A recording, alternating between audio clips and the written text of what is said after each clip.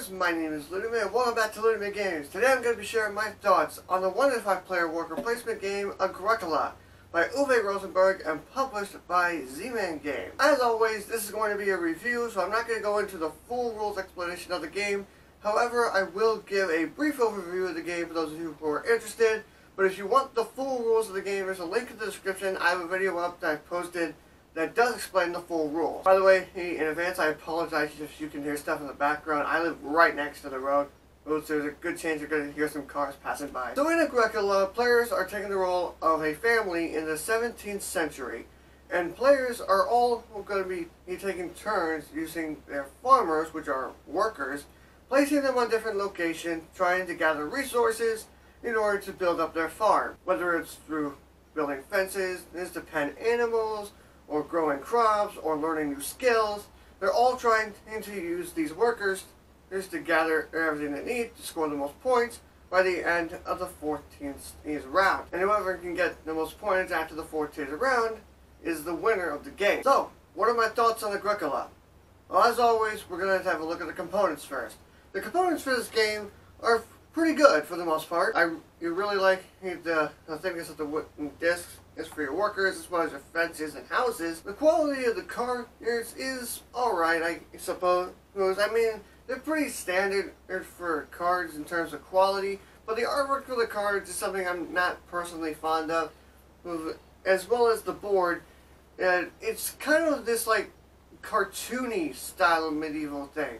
It's almost like I'm watching a medieval cartoon rather than I'm actually in the medieval age, and that's just a little pet peeve of mine. I was hoping that since this game is set in the medieval ages, which was a real time period, I was hoping that the artwork would be a bit more realistic. I feel like that would bring the theme out a little bit more. Now, with that said, art is completely subjective, so the artwork itself, it doesn't really detract my thoughts of the game too much. I don't pay too much attention into artwork. The best part about this game in terms of components is easily the animal meeples. The meeples that you chose to include this are superb. Very nicely done with the animals. Very nice, thick detail with the animals. No, not thick detail. You clearly can tell like what different animals they are. Whereas back when this game first came out, I should have mentioned this is the revised edition with the animal meeples.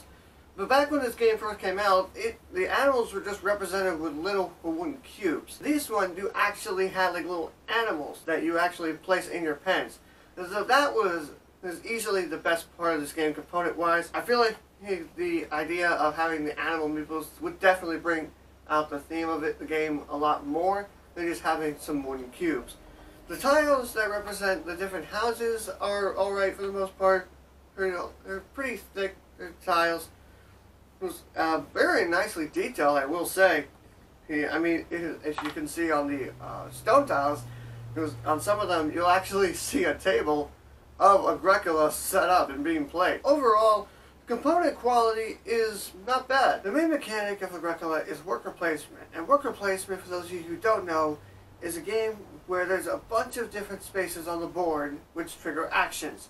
And you have a bunch of characters, which are your workers, that you place on those different spots to take certain actions. And once you place it there, nobody else can go to that spot for the rest of the round.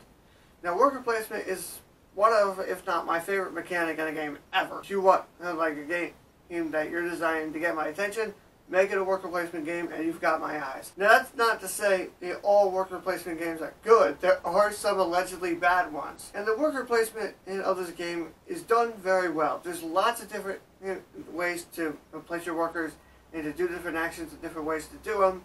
And what I like about this particular game is that as the game goes on, you get more options, which is great. I love that aspect.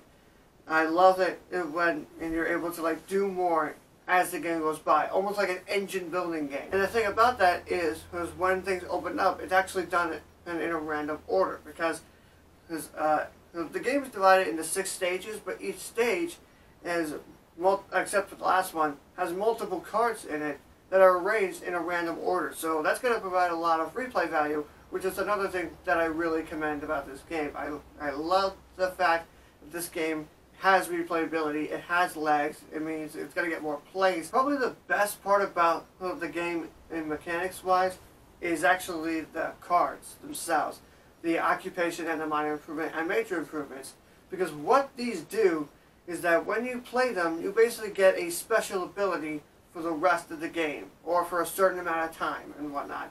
And that I think is the best part about it, because with the actions, as they do the board while it's enjoyable, this game has gotten a lot of flack from the actions because everyone is almost doing the same thing. We're all just trying to use the actions to build up our farms. And we're all pretty much doing the same thing. With the cards, however, we actually get little bonuses that allow us to basically have our own little character, has a little something that only we can do, nobody else can do. And really what these do is that they really make everybody different from each other, which is something I really like. I really like it when everybody is very different from each other.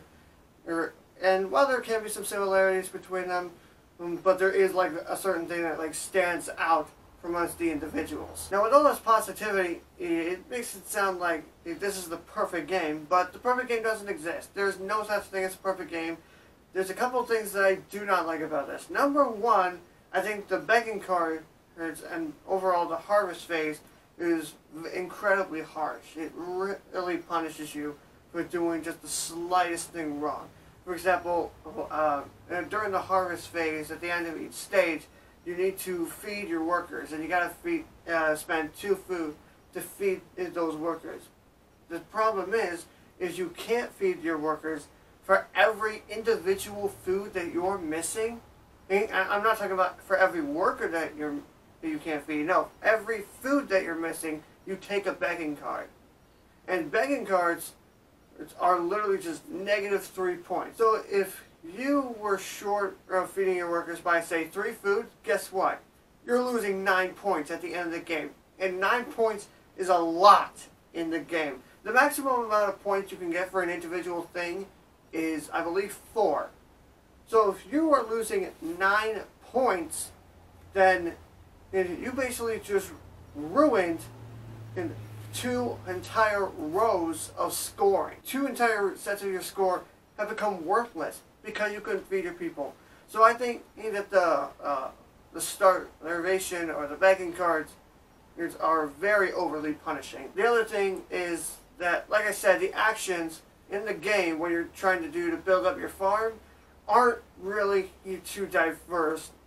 Toward the end of the game, everyone's farm is going to look very similar to each other. Now, there's no way it's everyone to look the same, which is nice, but there's going to be like very similar farms with each other. Like, nobody's going to go out there and just make a whole farm filled with sheep.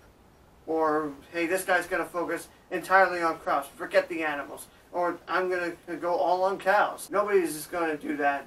Everyone is going to have a little bit of everything. And that sucks a bit of the creativity and the ideas of strategy out of the game, because in the end everyone's going to be doing pretty much the same thing. The last big negative thing that I have for the game is actually the length. This is one of those what they like to call 30 minutes per player games. So essentially that means is every time you add a new player, you're adding 30 minutes to the runtime.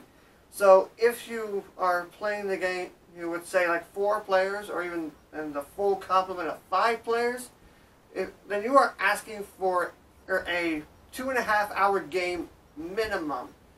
And usually that won't bother me if the theme was a lot more interesting to me. The theme of farming, well, I understand it's interesting to some people. It doesn't really grab with me. I am fascinated with farming, but not to the point where I'm really interested in it. I definitely do not recommend you play this with 5. But 2, 3, and 4 is good. I think 3 would be a good sweet spot. That being said, I do think the theme is very strong in the game. The actions that you do make sense. You need to gather wood to take it to this place, and you're going to use that place, and you're building fences, and put them on the farm, and to store your animals in.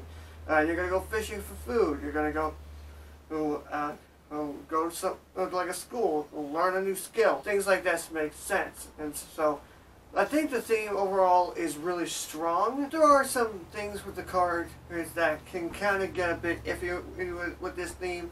For example, this card here, the market stall, is when you play that card, you spend the grain and then you get a vegetable, and then you pass that card to the next player. Thematically speaking, I'm not seeing much sense in that. But that's just one card. There are other cards in here that actually can make sense thematically. For example, there's a cabbage patch that's in the game where you can actually like place it down and it almost acts like its own field, which is very nice. Now, in terms of how hard it is to teach, the basic rules is not that hard to teach. The biggest is the most complicated issue is explaining the different abilities with the different cards that unlock as the game goes by, the new locations to place your workers. Other than that, the game is actually pretty simple, pretty straightforward. Place a guy, take an action, do whatever it says on there. Overall, I definitely think this is a good game. It's definitely fallen for me personally over the year, because I've had this game for a while. When I started playing it, it used to be like at the top level. I thought this is one of the greatest games. This used to be one of my favorites. But over the years, it's really gone down. Well, not really gone down, but it has gone down for me. I still do enjoy the game, and I still like playing the game. It's still one of my favorite worker placement games. But there's some other games out there that I would rather play. If you're looking for a game that is based around farming because you like that theme, then this was definitely one I would recommend to you, because it really does captivate the feeling of farming very well. I'm going to give Agricola a 7 out of 10. So those are my thoughts on Agricola, and with all that said, I want to know, what are your thoughts on Agricola? Do you like Agricola? Do you hate it? Do you think it's just okay? Let me know in the comments below, and we can have a conversation about it. Thank you all, as always, so much for watching. I hope you enjoyed this review. If you did, give it a big thumbs up. That really means a lot to me. If you like what I do and you want to support me in the future, please feel free to hit subscribe. Thank you all, as always, so much for watching, and I will see you all in the next video. But until next time, see you later!